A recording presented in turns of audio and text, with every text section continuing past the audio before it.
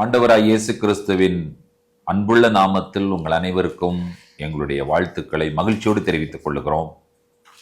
சங்கீதங்களினுடைய வரிசையில் இன்றைக்கு நாம் தியானிக்க இருப்பது 145ஆம் சங்கீதம். தாவீது எழுதின சங்கீதங்களினுடைய தொகுப்பிலே இன்றைக்கு நாம் பார்ப்பிருப்பது தாவீதினுடைய கடைசி சங்கீதம். இந்த சங்கீதத்தினுடைய தலைப்பை வாசிக்க கேட்போம். தாவீது பாடின ஸ்தோத்திர சங்கீதம். தாவீது ஆண்டவரை துதித்து ஆண்டவரை ஸ்தோத்தரித்து இந்த சங்கீத தொகுப்பிலே தன்னுடைய சங்கீதத்தை நிறைவு செய்கிறார்.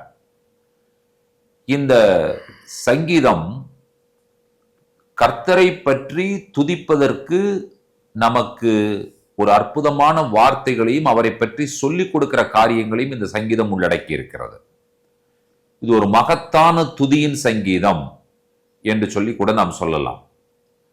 சர்வ வல்லமுள்ள தேவனை பின்பற்றி வாழ்நாளில் கர்த்தரை பற்றி அவர் கற்றுக்கொண்ட அனைத்து காரியங்களையும் மிகவும் சுருக்கமாக இந்த சங்கீதத்திலே சொல்லியிருக்கார் தாவீது.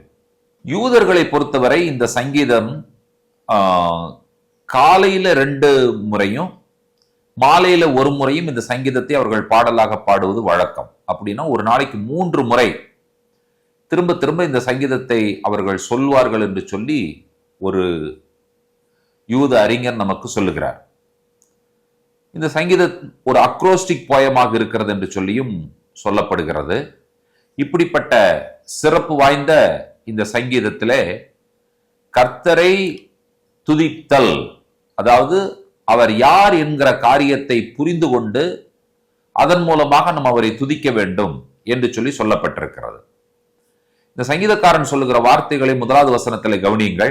ராஜாவாகிய என் தேவனே, உம்மை உயர்த்தி உம்முடைய நாமத்தை எப்பொழுதும் என்றைக்கும் ஸ்தோத்தரிப்பேன். இப்படிதான் ஆரம்பிக்கிறார். இது ஒரு ஸ்தோத்திர சங்கீதம். எப்பொழுதும் என்றைக்கும் உம்மை ஸ்தோத்தரிப்பேன் என்று சொல்லி சொல்லுகிறார். அடுத்து வரும் வசனங்களை நீங்கள் கவனிப்பீர்கள் என்று சொன்னால், நாள்தோறும் உம்மை ஸ்தோத்தரிப்பேன், என்றென்றைக்கும் உம்முடைய நாமத்தை துதிப்பேன் என்று சொல்லி சொல்லுகிறார். அவர் கர்த்தரை பற்றி சொல்லும் பொழுது, கர்த்தரை புரிந்து வைத்திருக்கிற காரியத்தை அவர் சொல்லும் பொழுது, நீர் பெரியவர், நீர் மிகவும் புகழப்படத்தக்கவர், உம்முடைய மகத்துவத்தை யாராலும் ஆராய்ந்து முடியவே முடியாது, ஆகையினால நான் என்ன செய்வேன் என்று சொன்னால், உம்முடைய கிரியைகளின் புகழ்ச்சியை சொல்லி சொல்லி நான் உம்மை எப்பொழுதும் துதித்துக் கொண்டே இருப்பேன் என்று சொல்லி சொல்லுகிறார். ஜனங்கள் உம்முடைய அதிசயமான கிரியைகளை சொல்லி அவர்கள் துதிப்பார்கள். உம்முடைய கிரியைகள் பயங்கரமானவைகள், உம்முடைய வல்லமையை அவர்கள் சொல்லுவார்கள். சங்கீதக்காரன் இவர்கள் எல்லாம் சொல்லிக்கொண்டே வரும் பொழுது அவர் சொல்லுகிறார், ஆண்டவரே உம்முடைய மகத்துவத்தை நான் விவரிப்பேன் என்று சொல்லி சொல்லுகிறார். கர்த்தரை பற்றிய அற்புதமான குணாதிசயத்தை சங்கீதக்காரனாகிய தாவீது சொல்வதை நீங்கள் 8வது வசனத்திலே வாசிக்கலாம். கர்த்தர் இரக்கமும் மன உருக்கமும் நீடிய சாந்தமும் மிகுந்த கிருபையும் உள்ளவர். திரும்பவுமாக பழைய ஏற்பாட்டிலே யாத்திராகமத்திலே ஆண்டவரை பற்றிய குணாதிசயங்கள் சொல்லப்படுகிற அந்த விஷயத்தை இவர் மேற்கோள் காட்டுகிறதை நீங்கள் கவனிக்கிறீர்கள்.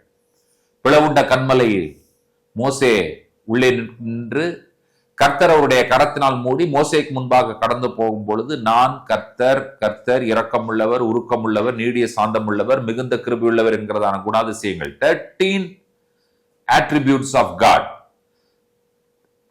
அதை திரும்பவுமாக இங்கே ஞாபகப்படுத்துகிறார். மன உருக்கம் உள்ளவர், நீடிய சாந்தம் உள்ளவர், மிகுந்த கிருபை உள்ளவர். 9வது வசனம், கர்த்தர் எல்லார் மேலும் தயவுள்ளவர், அவர் இரக்கங்கள் அவருடைய எல்லா கிரியைகளின் மேலும் உள்ளது.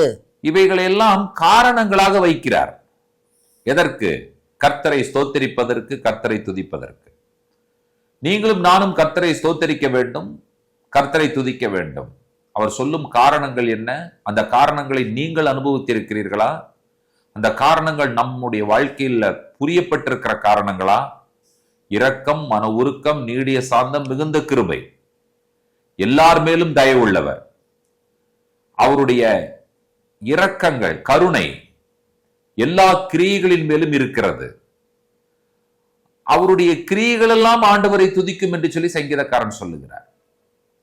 உம்முடைய பரிசுத்தவான்கள் உம்மை ஸ்தோத்திரிப்பார்கள். நீங்கள் கர்த்தரை ஸ்தோத்தரிக்கிற பரிசுத்தவான்களாக மாற வேண்டும் என்று சொல்லி ஆண்டவர் எதிர்பார்க்கிறார். அதை நீங்கள் செய்ய வேண்டும். தொடர்ந்து இந்த சங்கீதத்தை நீங்கள் கவனிப்பீர்கள் என்று சொன்னால், கர்த்தருடைய செயல்களை, கிரியைகளை அவர் சொல்லும் பொழுது தூக்கி விடுகிறார், அடுத்தது சொல்லுகிறார் ஆகாரம் கொடுக்கிறார், இன்னொரு முறை அடுத்த வார்த்தையை அவர் உபயோகப்படுத்துகிறார் திருப்தி ஆக்குகிறார், அடுத்தது சொல்லுகிறார் கிருபை உள்ளவராய் இருக்கிறார், இன்னும் சொல்லுகிறார் சமீபமாய் இருக்கிறவர், சொல்லிக்கொண்டே போகிறார் ரட்சிக்கிறார். இவ்வளவு விஷயங்களை சொல்லுகிறார். இந்த விஷயங்களை கர்த்தர் மட்டுமே செய்யக்கூடிய விஷயங்கள். மடங்கடிக்கப்பட்டவனை தூக்கி விடுகிறது கர்த்தர் ஒருவரால் தான் முடியும். எல்லா ஜீவன்களுக்கும் ஆகாரம் கொடுக்கிறது ஆண்டவரால் தான் முடியும். அதான் ஏற்கனவே 136ஆம் சங்கீதத்தினுடைய கடைசி வசனத்தில் சொல்லப்பட்டிருக்கிறது, மாம்ச தேகம் உள்ள யாவுக்கும் ஆகாரம் கொடுக்கிறவரை துதியுங்கள், அவர் கிருபை என்றும் உள்ளது. கர்த்தர் யார்? தூக்கி விடுகிற தேவன். கர்த்தர் யார்? ஆகாரம் கொடுக்கிற தேவன். கர்த்தர் யார்? ஆகாரம் கொடுப்பது மட்டுமல்ல, ஏதோ பற்றாமல் கொடுக்கிற தேவன் அல்ல, திருப்தியாய் கொடுக்கிற தேவன், திருப்தியாக்குகிற தேவன். அவர் கிருபையுள்ள தேவன்.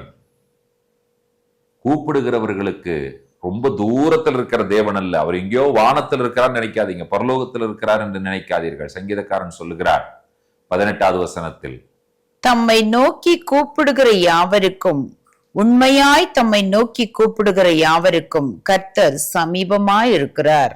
சமீபமாய் இருக்கிற தேவன். சமீபமாய் வந்து அவர் என்ன செய்வார்?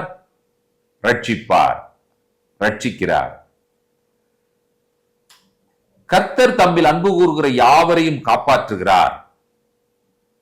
கடைசியில் சொல்கிறார் துன்மார்க்கரை அழிக்கிறார். கடைசியாக இந்த ஸ்தோத்திர சங்கீதம் எவ்வாறு முடிவடைகிறது என்பதை நாம் வாசிக்க கேட்போம். என் வாய் கர்த்தரின் துதியை சொல்வதாக, மாம்சதேகமுள்ள யாவும் அவருடைய பரிசுத்த நாமத்தை எப்பொழுதும் என்றென்றைக்கும் ஸ்தோத்தரிக்க கடவது. அவரே சொல்லிட்டார், என் வாய் கர்த்தரின் துதியை சொல்லட்டும். யாருக்கெல்லாம் மாம்ச தேகம் இருக்கிறதோ, இந்த சரீரம் மாம்சமா இருக்கிறதோ, அவர்கள் அனைவரும் அவருடைய பரிசுத்த நாமத்தை எப்பொழுதும் என்றென்றைக்கும் ஸ்தோத்தரிக்க கடவர்கள். அற்புதமான இந்த காலை வேளையிலே தாவீது எழுதின ஸ்தோத்திர சங்கீதத்தின் மூலமாக நீங்களும் நானும் கற்றுக்கொண்டு நாம் செய்ய வேண்டிய காரியங்கள் என்ன என்கிற கேள்விக்கு பதில் என்ன? கர்த்தரை ஸ்தோத்தரிக்க வேண்டும். அவர் மகத்துவம் உள்ளவர், அவருடைய கிரியைகளை ஆராய்ந்து முடியாது. அவர் என்னெல்லாம் செய்கிறார்? தூக்கி விடுகிறார், காப்பாற்றுகிறார், ஆகாரம் கொடுக்கிறார், திருப்தி அளிக்கிறார், ரட்சிக்கிறார், சமீபமாய் இருக்கிறார். இப்படி அவருடைய காரியங்களை நாம் எண்ணி நினைத்து புரிந்து கொண்டு, சங்கீதக்காரன் சொல்லுவது போல என் வாய் கர்த்தரின் துதியை சொல்வதாக, நம் ஒவ்வொருவருடைய வாயும் கர்த்தரின் துதியை சொல்லுகிற வாயாக இருக்கட்டும். தீர்மானம் எடுப்பீர்களா? எல்லாரும் ஒன்றிணைந்து என் வாய் கர்த்தரின் துதியை சொல்வதாக. எத்தனை பேர் இதை சொல்ல போகிறீர்கள்? என் வாய் கர்த்தரின் துதியை சொல்லட்டும்.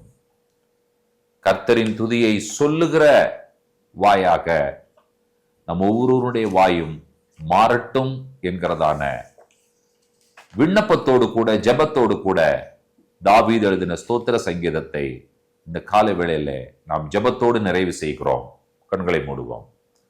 உன்னதங்களில் வாசமாயிருக்கிற எங்கள் அன்பின் பரலோக பிதாவே, இந்த ஆசீர்வதிக்கப்பட்ட அற்புதமான மனமகிழ்ச்சியின் காலை பொழுதிலே நீர் எல்லா ஸ்தோத்திரங்களுக்கும் பாத்திரர், தகுதியானவர்.